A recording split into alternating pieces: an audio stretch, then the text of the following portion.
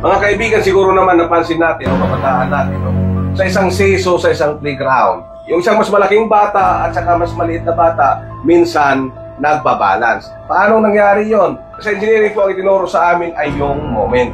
Halimbawa dito, may tao tayo, 100 kilograms. Yung sa kabila naman, 50 kilograms. No? Nasa isa silang lever or seesaw. Yung tinuro sa amin sa school, yung moment ay force times distance.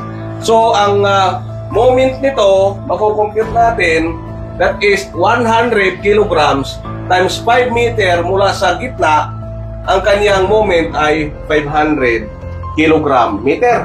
Ngayon, ito namang isa na 50 kilogram, para mag-balance siya, kailangan ang distansya dito ay maging 10 meters. Bakit? Kasi yung 50 times 10 ay magiging 500 kilogram meter.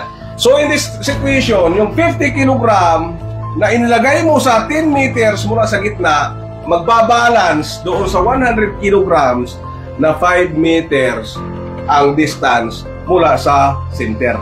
Ako po si Engineer Nonong, maraming salamat sa panonood at hanggang sa muli.